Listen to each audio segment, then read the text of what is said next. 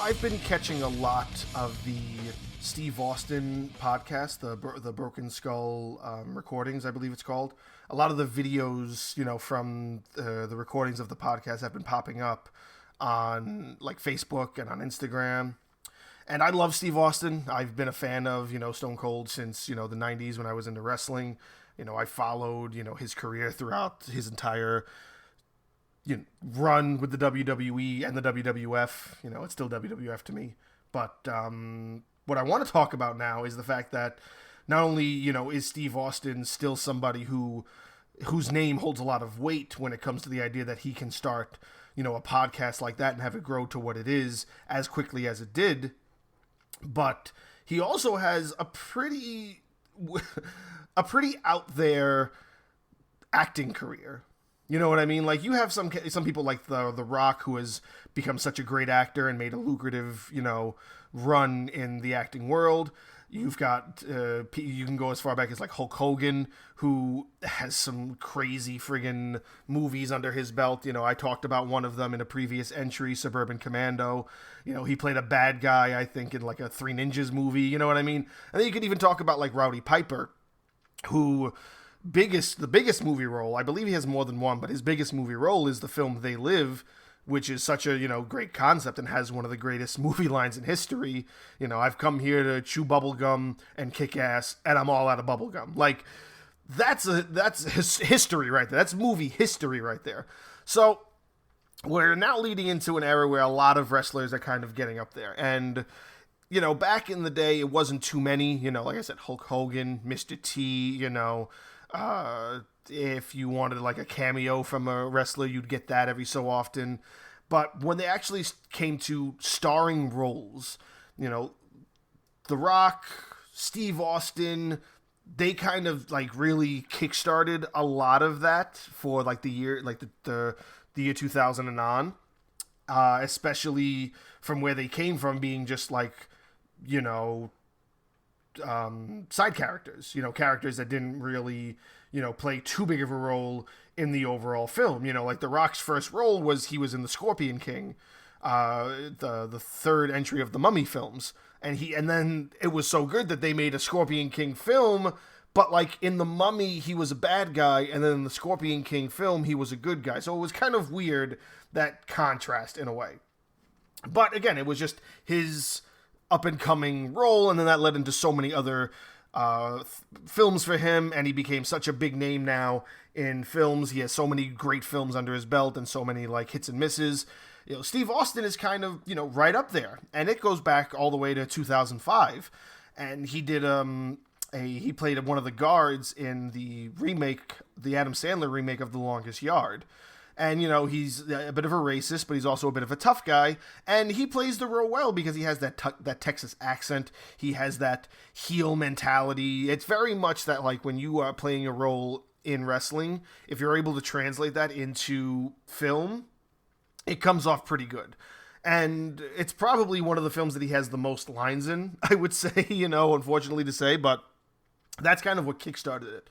And then a couple of years later, he gets his first starring role in The Condemned.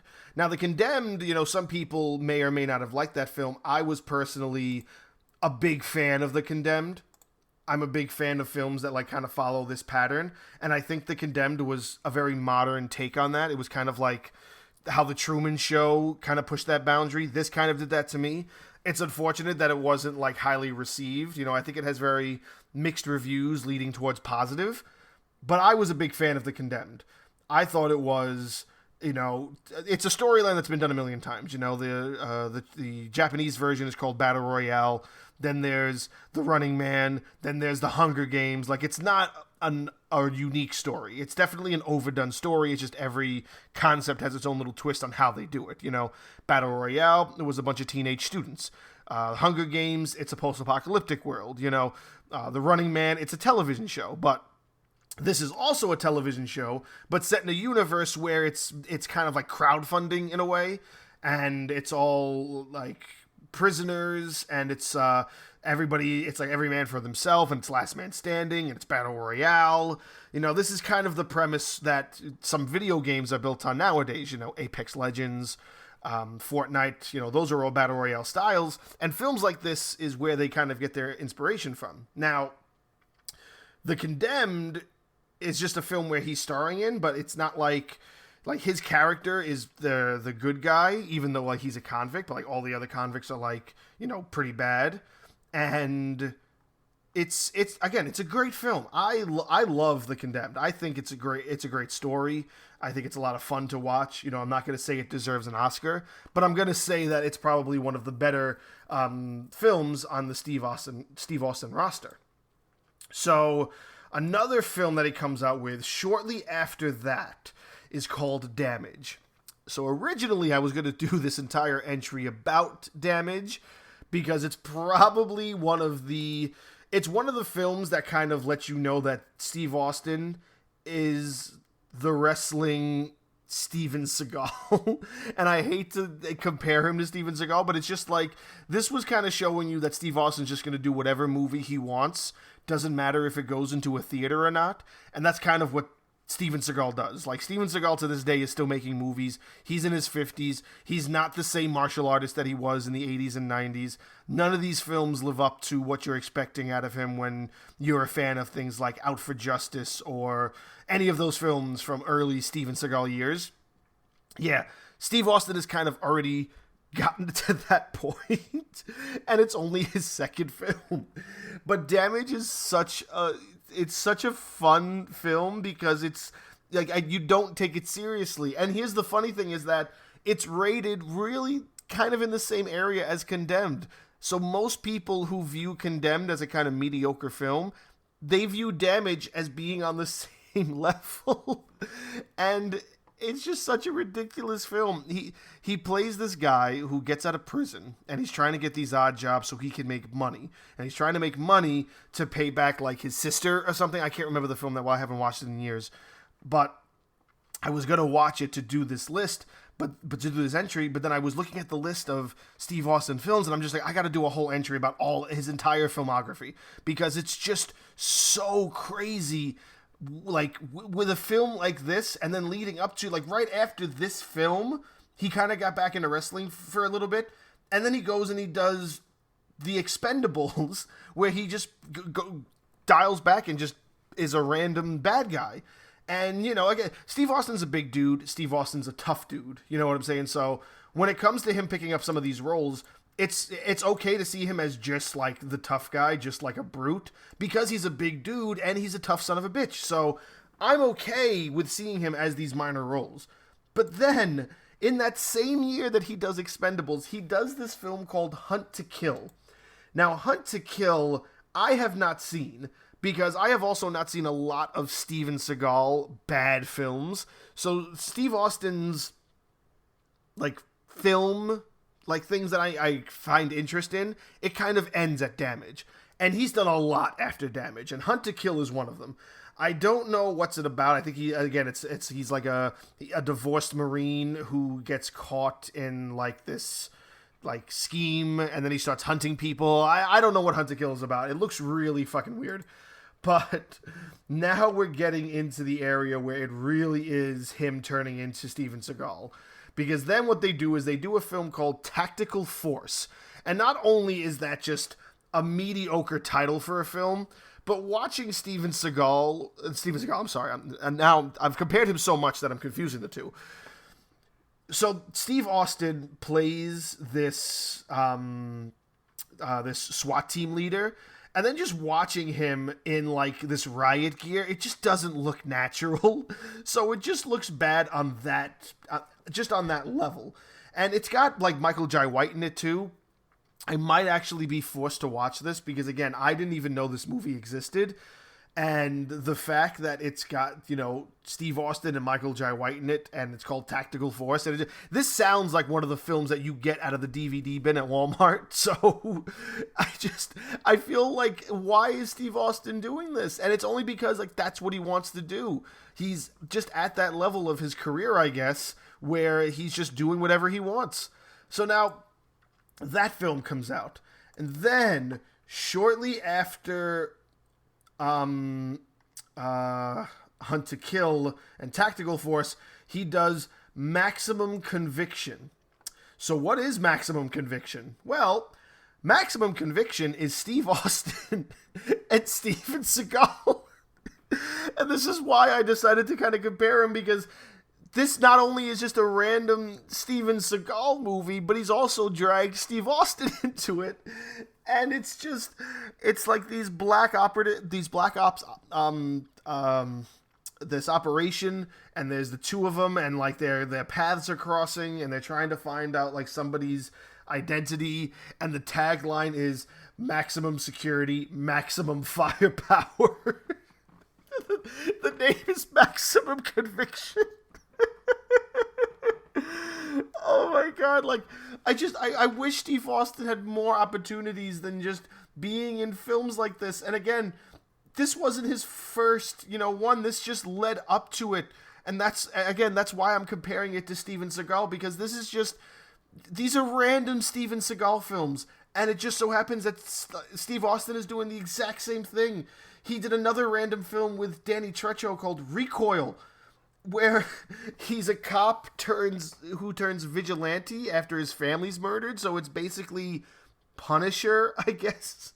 And Danny Trejo is in it. It's just, oh my god. And then, so Maximum Conviction is where you finally see Steve Austin and Steven Seagal do a film together.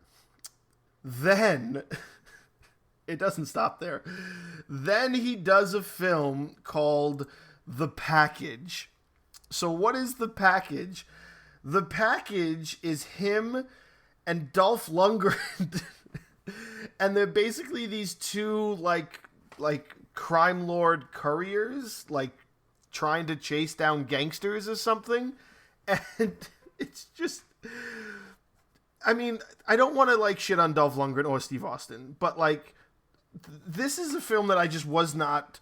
like expecting to be a thing. And then I remember seeing it because I remember saying, oh, Dolph Lundgren is making a comeback. What does Dolph Lundgren do? He does Kindergarten Cop 2 and then this with Steve Austin, and it just sounds bad. Like you go to the IMDb page, you read the description of this film.